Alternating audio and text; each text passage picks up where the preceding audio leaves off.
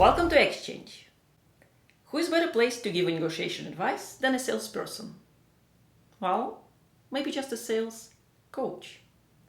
So if you want to know how major deals are negotiated, which strategies work and which don't, meet our guest, Marcus Chan. Magic! He is born in an immigrant family. He works at a restaurant when his classmates are having fun. He settles for a hedgehog as a first pet, and he reads tons of books, as there is no TV. Then, he becomes a golden boy who gets promoted 10 times in 10 years, manages 85 people, but he founds own business, becomes LinkedIn top voice in sales, and gets featured in Forbes. Magic? Or showing up and giving it all every day? Well, having a supportive wife does help. Marcus likes to repeat, if you don't like the answer, ask a better question. Here are some examples. Welcome, Marcus. When we spoke before, you told me that for you the basis of negotiations is asking the right questions from the start. Why is that? Ultimately, clarity is power. Okay, but what's the end goal? I mean, how does it help you to get what you want in negotiations? Your goal is to really understand where they're coming from and be able to play the right cards to ultimately make it a win-win-win across the board for all parties. Can you share a story when you maybe didn't have that clarity and that hindered you during the negotiation process? I remember I had a pretty big opportunity, and this is a deal I've been working for a while, for probably at least a year or so, and it got to the point where we're at basically at the 1 yard line. This is where I learned a very valuable lesson. And we weren't negotiating in person. Like, they already had a proposal, they had the contract, they had everything. And I'm really excited. I'm like, you worked the deal for a year. You were pretty excited that you're gonna land this opportunity. And I remember they emailed me. He said, "Hey, can you like lower the price by like, I don't know, some insignificant amount to me, like by 5% across the board for all the products and services." And I got it, and I knew the selling rules. I'm like, oh yeah, I could do it. Oh, it'll still be a very profitable deal. So very quickly I responded back. I mean, I got the message probably within a couple minutes. Yep, no problem, we can do it. And I wait, no response. And it was kind of late at the time. I think it was like 4 or 5 o'clock. Next day, just quick phone call. Hey, just want to circle back. How's it going? And no response. Wait a few more days. Again, shoot me email a couple days later. Like I'm starting to get really worried. I'm like starting to sweat now. I'm again like, oh man, like what happened here? This is supposed to be done. Like I worked for this for a year, and probably the whole week goes by. Just don't hear like a single thing. So finally, and because we did field sales, so we were actually physically in the field. So I was like, I'll be in the area this coming Friday or the following Friday. I'm just gonna pop in, see if I can catch this person and see what's going on. So I pop in, and I happen to get him. He's there. He's like, he looks like he comes in the lobby. He's like, let's talk. I got some time. He's like, so what's up? I'm like, hey, so I know we were email back and forth, and yeah, I can do the discount. So like, should we get you going? He's like, yeah, we actually end up going with somebody else. I'm like shocked. I'm like, why? Like what? He's like, and this is a good learning lesson for me. He said, well, first off, like, I mean, you responded back so quickly, like you literally, that was probably a couple minutes right after, you were like, yeah, done. I mean, if it was that easy, Marcus, like, why didn't you just give me that price to begin with? So I didn't realize. I'm like, oh, like my urgency actually cost me a deal. Like he's thinking to himself, that was dishonest to me. Like, I'm trying to make more money off him, right, in his company, because I had the power to do, but I didn't do it. And I'm like, oh my god, like, I'm like, oh, that's crazy. So he's like, yeah, I literally, they already had a vendor in place. He's like, I literally just, once you said, yeah, you can do it, I just went to them and said, can you do this? They said, no problem. And they matched it. And at this point, my trust was already lost. I tried to sell you, like, oh, like, why didn't they give you the price to begin with? He's like, it's too late, man. I already re-signed with them, where it's game over. So there's really two lessons there that I really learned. So number one, never negotiate via email. Never negotiate via email. If they like, if they're asking about anything about the terms, the pricing, the conditions, get them back on the phone or a Zoom call just so you can understand. Because I really didn't understand why he's asking it. I didn't, you know. And I guess looking back, I still don't know. Cause I never found out. I was too distraught by losing the deal. So number one, like, if they ask for negotiation terms, get them back on the phone or Zoom, have a conversation, and like we discussed earlier, ask the questions so you have clarity on the deal. So then you can agree to terms. Because in hindsight, I wasn't able to do anything like, once I uncovered it, say, hey, if I'm able to get this approved, are you willing to commit and move forward with us? Really lock them into that commitment. I didn't do that. I just said, yeah, sure, let's go. I'm all excited. They're gonna go with us. I'm ready to go. So that wasn't good. And then I'll say, number one, like, don't negotiate, via email. And then number two is, when they're asking about those type of terms, just like, give a little bit of breathing room. Just be aware. Just be really self-aware that sometimes being too fast on the spot and responsiveness can also be misread. And that's happened kind of throughout my career through different ways. And that was one example in a deal situation where it seemed like it came off as almost too easy to do it, and it actually removed trust and cost me a deal because of that. So I remember, I was about to graduate, so I was really fortunate, and I'd done an internship for 2 years at this really big company, and I had 5 different job offers on the table, and they range anywhere from $29,500 base salary up to $60,000 base salary. And the $29,500 base salary was with the company I really wanted to go with, because it was the company I was already working for as an intern, but a brand new division. And I did have the benefit of knowing the person that made me the offer. So I remember, going to my future boss. I sat him down. We sat down together at Subway for sandwiches, and I said, "Hey, Bill, here's the situation. You're offering me a $29,500 base salary, and I try to kind of puff myself up a little bit. Like, I want you to know, I have a lot of offers out there. I have like 4 other offers. They're offering me a lot more money. So if you want to, if you want me to become, be part of your team here, I'll do it. But you gotta at least give me at least 50K. I'm not saying you have to be the most, but you have to give me at least 50K." And I went this whole experience. And here's why. Like, this is my tracker. I've done this. I've done this. I've done this. I've done this so far. You see me. I've done all these things. And he kind of smirks a little bit, and smiles, and and he just like, lets me finish after I'm done. I'll probably go for like 10 minutes. And he looks at me and he says, "Well, Marcus, out of, just put the money aside, put the base offer aside. Like, which one do you really want to go work for?" And I'm like, "Well, actually, you." He's like, "Why?" I said, "Well, because I know you, I trust you. I worked with you before. I know you'll make sure I'm taken care of. I know all these things." I didn't realize, but I was selling myself into his offer, right? and and he's like, "Yeah, I thought so." He's like, "So yeah, unfortunately, there's no wiggle room. That's the base salary. But I can promise you, if you come work with me, I'll take care of it, just like all the things you already mentioned.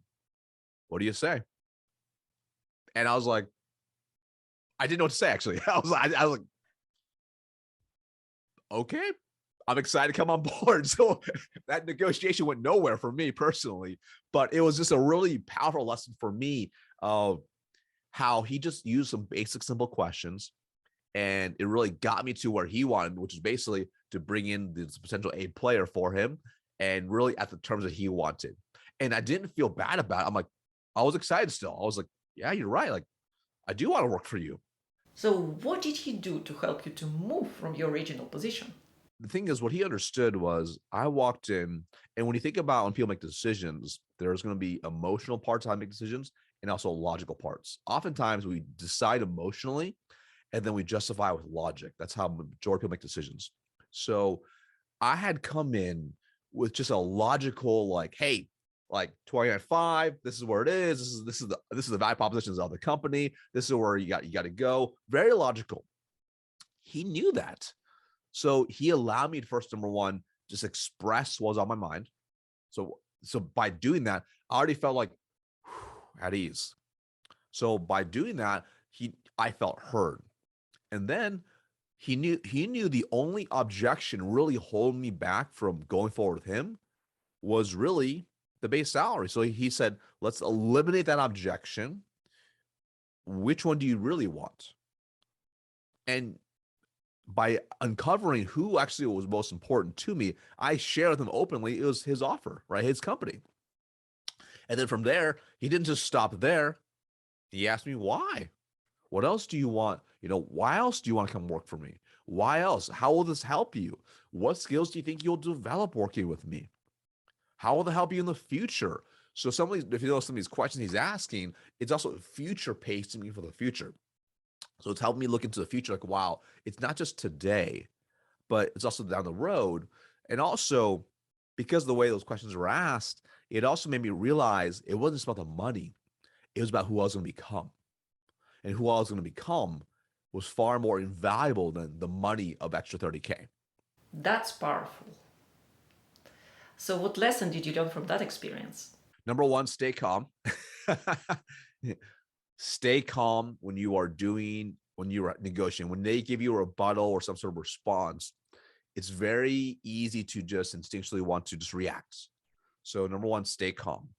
After they stated what they're stating, then you want to dive in deep and ask questions. And really, I would say in negotiations, you should spend the 80-20 rule 80% of the time understanding where they're at, what's on their mind, where they really wanted to achieve, what's their goal outcome, why is it important to them. Understand not just the logical reason, but understand the emotional reasons as well. I hope in the future you had opportunities to do better at the job interviews, maybe for another role or another company. Yeah, I remember the second company recruited me. You know, I mean, they were based the salary they were offering me. I don't want to state because obviously it's if someone watches it later. I don't want them to get all weird about it. But the salary they were offering was a starting base salary. I was making like double, and it's gonna be a two-step demotion. So to me, I was like, but I saw the opportunity in the company. Wow, but that's quite a big gap in the negotiation positions. So, how did you go about that?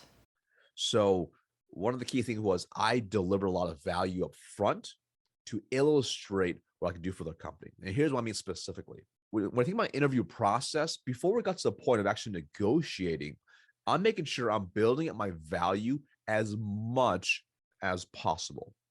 So, for example, on the very first interview, with them, you know, even when I answer the questions, when they say whenever you someone that asks you a question like, I don't know, like they said, are you good at, give me an example, are you good at closing, large opportunities?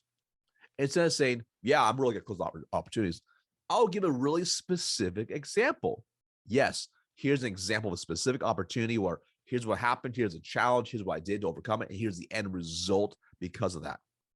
So in every question they would ask me, I would illustrate with a story, similar to what we're doing today. I would illustrate with a story. And then on top of that, what I did as well is I also backed everything up I said. So for example, the very first interview, I also gave them what's called a brag book. And if you're not familiar with brag book, a brag book is a physical book at the time. It's a physical binder and had photocopies of every single award I've won, every award, every rankings, every shout out emails, recognition, etc. So when they see it, they're like, okay, it's clear this guy's a real deal. He's not just saying he's been number one.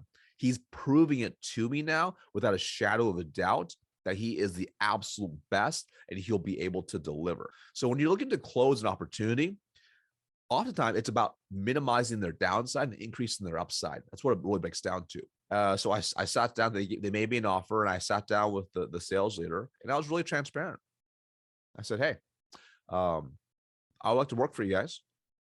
And here's why: A, B, and C. Here's my value proposition, how what I can deliver for your company. However, the number one thing holding me back, if you really want me here, is going to be this base salary. Okay. So I'm like, put the base salary aside. If I was to come onto your team and be part of your company, do you believe I'll bring value to you guys? And they're like, yes, yeah, oh yeah, we want you this. We see your future. We're gonna promote you. You can do all these amazing things, but this is our base salary. I'm like, I was like, so okay. So I was really transparent. I said, hey, listen, so if is that your absolute best offer you can give me? Because if this is the best offer you can give me, then unfortunately I cannot take it. I literally cannot justify it to myself or anyone else around me. And they said, all right, so where do you want to be at? Now, rookie Marcus in the past would have drawn a number and would put a number to the table and say, get there, then I'm going to do it. But I was like, I learned my lessons at this point. So I said, I didn't say a number. I said, you tell me the value you believe I bring to the table. Go back to the drawing board. You show me what you believe you can do for me. All right, get creative as you like. But if you really believe I can help your company, which I believe 100% I can do it for you guys and take it to the next level and do what I did before to here for these teams down the road once they get back in that role, then you see what you can do for me. So they went back to the drawing board and they went and increased the base salary 50%. But on top of that, they got me a bunch of equity. And that ended up being such a lucrative offer that I just couldn't turn down. What was you learning from these very successful negotiations? So first lesson is don't reveal all your cards. Number one, don't reveal all your cards. So I didn't go and say, hey, here's the number you have to be at. Be at this number, and then I'm going to do it. Because if I had done that, if I said, hey, like I might have gotten a little gun shy. I might have said, hey, like, okay, they're like half. Like, well, if I just said 20% more, well, they probably would have given it to him thinking like, oh, they had more in the bag. And they probably would have given me the equity as well. So by making sure I was still really transparent with that, I saw the value, that I wasn't trying to play games there. I said, and giving them the power to go back and see what they can do. They pulled out the equity card. I would have never come up with the equity card if it wasn't for that. So that's why I think when you're negotiating, you have to be very careful not to put all your cards on a table of, what you're willing to accept. Because frankly, if they had just said, hey, we're going to increase your base salary by 50% offer, we're going to make it 50% better, I'd probably like, I think the upside's enough for me to even go. I'll probably like, yep, that's fine. I'll make it up in commissions and everything else. Like I know I'll do it. I just wanted them to show me they wanted me there, But now, because I was strategic with it and I didn't say this exact number I wanted, they gave me more base salary and more equity. This is kind of funny. It's kind of a negotiation as personal story. So I mentioned earlier, my wife is Persian. Her parents are Persian as well. And in Persian culture, they are, especially the males in general, they very much are very stern. Their daughters getting married, getting engaged. They're not really into boyfriends. So early on, when I started dating my girlfriend, now wife, I used to I would come over there and for dinner, and I was never introduced as a boyfriend. I'm just a friend. So for a couple of years, I'm coming over periodically, and going back to the building the trust perspective, I would always make sure I came over after work and I wore a suit. All right, so I'll wear a suit and I'll be prepared, and I'll prepare for every meal like a sales call. I would make sure I have specific talking points that I wanted to cover with the dad, just to make sure he would trust and like me, because I already knew I head over heels over this girl. I'm going to marry her. And I also know I needed to ask for her hand in marriage. I couldn't just pop the question without having his buy-in. One of the things is, he's a professor, and he's got his doctorates, etc. He's got a PhD. He's written books on computer information technology. So I said, okay, in order to gain more trust with him, I need to do some big commitments. Number one, I need to get my MBA. I need to get my MBA at his school specifically. So I need to get into that school. Okay. So that's going to really build trust with him. This is a long play here. This is a long play to win this negotiation. And we're at dinner with their parents. I'm in my suit and I'm talking to him, and I'm like, oh, Dr. Mustafavi, I just got into school. He's like, oh, congrats, Marcus. Higher education is very important. It's really important for your development, et cetera. I'm like, great. I'm like, I'm actually applying for one of the scholarships at the school. And actually I have a couple of questions on it if you're able to discuss it. We don't talk about it right now, but I'm hoping maybe I can come to your office and we can have a conversation about this. And he's like, that sounds really great. Why don't you book an appointment with my secretary? I'm like, okay, great, I'll do that. So I book an appointment with his secretary. My plan was to go there and ask for her hand in marriage, his daughter's hand in marriage. So I show up to his office. And it's funny. So I sit in his office, right? He's a professor, and he's got, it's your typical professor. He's got books everywhere. It's kind of your stereotypical, and he's prepared. He has the application printed out. He's sitting there with the application. He's like, hi, Marcus, how are you? He shakes my hand. How are you? Really good to see you at your committed to higher education. And this is where, I started getting super nervous, because to me, this is like the ultimate negotiation now. Like, this is the ultimate negotiation where I need to convince this guy that I am worthy of his daughter. And so I'm like sweating bullets the whole time. And so I kind of pre-framed it. I'm just going to come out and say it, because he has no idea what I'm going to say. So we sit down, and he's like, so what questions do you have? And I said, Dr. Mustafavi, I need to apologize to you first off, because I actually didn't come here to talk to you about this application for the scholarship. I've actually already applied, I've already submitted it last week. I paused. He's like, what?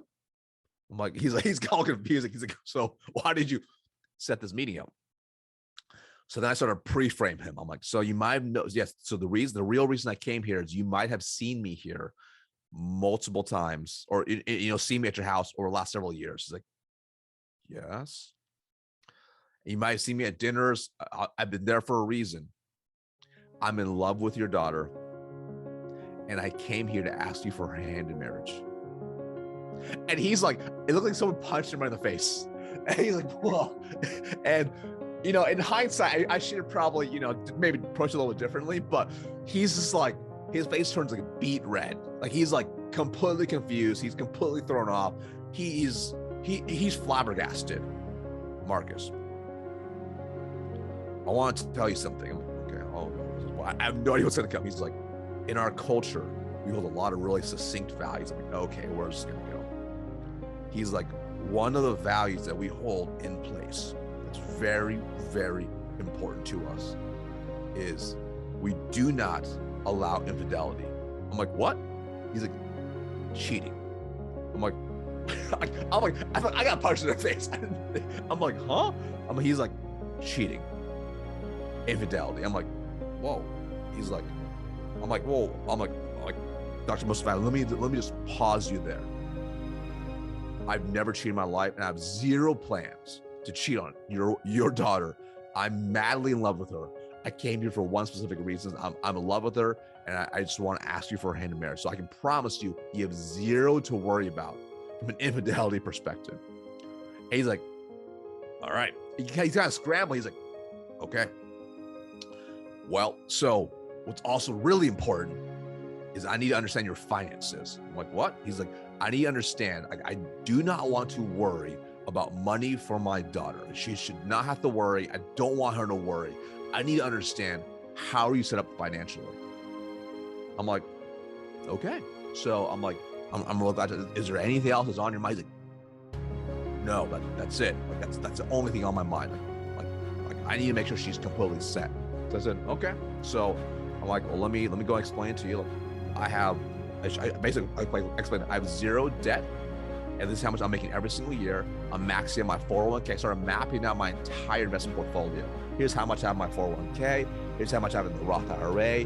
Here's how much in my traditional. Here are my other stock investments. Here's what's compounding, growing now. And I mapped out the trajectory. I'm like, I planned I'd probably buy 50-ish, have an X amount of dollars in my portfolio at that point. And of course, obviously, I'm getting my MBA to increase my skill set, which will hopefully give more value to the marketplace, which ultimately yield more income, which I'll mess as well. And I go through this like 15-minute explanation of everything, and in the explicit detail.